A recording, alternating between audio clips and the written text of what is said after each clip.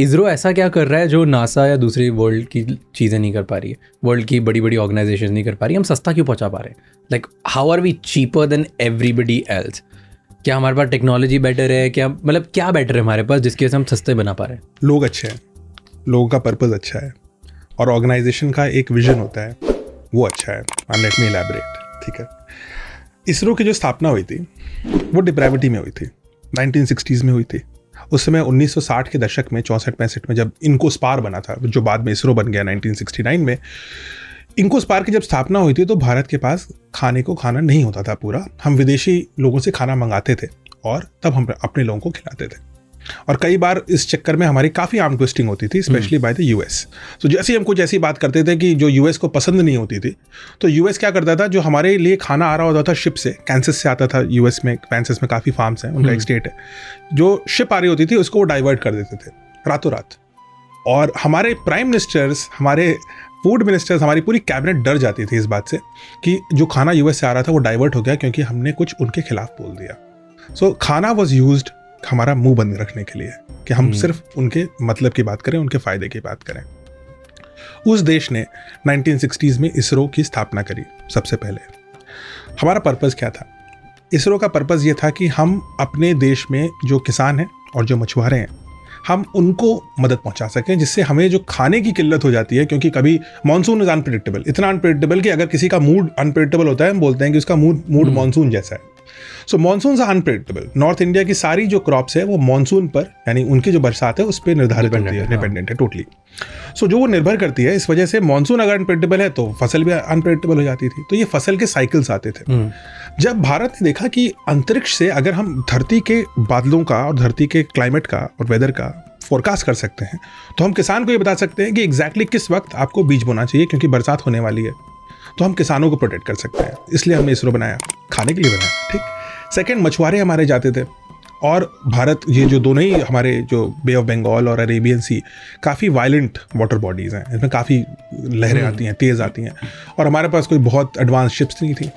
सो हमारी fishing boats कई बार lost हो जाती थी। तो एक हज़ारों की संख्या में मछुआरे छूट जाते थे, खो जाते थे, और उनमें से बहुत से लोग मर जाते थे। उनको बचाने के लिए हमने इसरो की स्थापना की।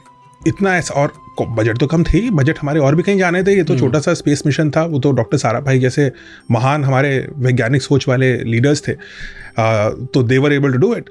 बट इतना कम हमारे पास पैसा था कि इनिशियली तो हमने एक चर्च में शुरू किया। मैरी मैगडलेन चर्च की कहानी तो सभी को पता होगी, कैसे एक चर्च में गए डॉक्टर साराभाई, और उनके साथ एक यंग डॉक्टर कलाम थे, उनकी उम्र बहुत कम थी, 30s में थे तब वो। और वो कहते हैं मेरा शुरू के दिन थे इसरो में, और हम गए वहाँ पर, देखा एक मछुआरों का गांव था, लेकिन उसी जो गांव था वहीं पर मैग्नेटिक इक्वेटर बगल में था उसके। वो मैग्नेटिक इक्वेटर के पास में ही आपको लॉन्च करना होता है। तो हमें अब ये मछुआरों का गांव चाहिए था। तो मछुआरों का गांव कैसे ले?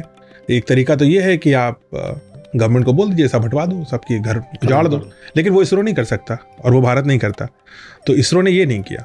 तो विक्रम साराभाई और डॉक्टर कलाम गए रेवरेंड फादर पीटर परेरा के पास, जो ये मैरी मैगडलेन चर्च के फादर थे, उसके चीफ प्रीस्ट थे, और उनको समझाया ये बात कि यहाँ पर हम रॉकेट लॉन्च करेंगे, और यहाँ पे हम उसके बाद उस रॉकेट से इन्हीं मछुआरों को फ़ायदा होगा। सो फादर पीटर परेरा ने बोला कि ठीक है, मैं समझ रहा हूँ आपकी बात, लेकिन मैं तो आपको जानता नहीं हूँ, लेकिन आप जो बोल रहे हो मेरे को कुछ समझ में आ रहा है। आप ऐसा करो, आप संडे को आओ, संडे को मास होगी यहाँ पे, सब लोग आएंगे, फिर हम बात करेंगे। संडे को गए डॉक्टर कलाम और उनके बॉस डॉक्टर साराभाई। तो फादर पीटर परेरा ने प्रेयर्स के बाद बोला, सारे सैकड़ों मछुआरे बैठे थे, उनको बोला कि देखो ये दो लोग हैं, ये एक हैं डॉक्टर साराभाई और एक हैं कलाम। ये दोनों साइंटिस्ट हैं, और ये कुछ आसमान में कुछ करते हैं। क्या करते हैं मुझे नहीं समझ में आया पूरा, लेकिन कुछ ऐसा करना चाहते हैं कि जिससे देश को फ़ायदा होगा और जिससे आपको भी फ़ायदा होगा, और सारे मछुआरों को जो समुद्र में खो जाते हैं वो खोएंगे नहीं, उनको हम वापस ला पाएंगे। लेकिन इसके लिए उनको एक चीज़ चाहिए, और जैसा हर जगह होता है कि हर अच्छी चीज़ की कीमत होती है, इसकी कीमत यह है कि आपको अपना घर देना पड़ेगा इनको। ये गरीब मछुआरे हैं, लेकिन इसके बदले वो आपको घर दे देंगे, एक अलग कॉलोनी बनेगी, वहाँ पर रहेंगे, लेकिन आपको अपना घर भी देना पड़ेगा। और तो और ना सिर्फ आपको घर देना पड़ेगा, मुझे भी अपना घर देना पड़ेगा। और ना सिर्फ मुझे अपना घर देना पड़ेगा, ये भगवान का घर है, इसको भी अपना घर देना पड़ेगा, भगवान का घर भी जाएगा इसमें, क्योंकि चर्च भी जाना था उसमें। तो बताइए मैं क्या करूं?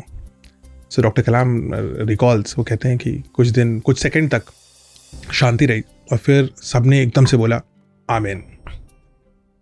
और it was not slow, it happened very fast, लेकिन जनता के अप्रूवल से बना।